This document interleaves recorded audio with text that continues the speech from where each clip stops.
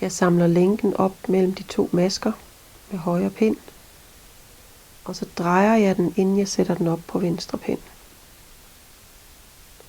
Og så strikker jeg den ret ind i bagerste del af lænken. Jeg viser det lige igen.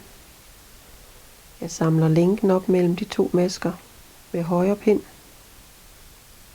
sætter den drejet op på venstre pind og strikker ind bagerst i lænken.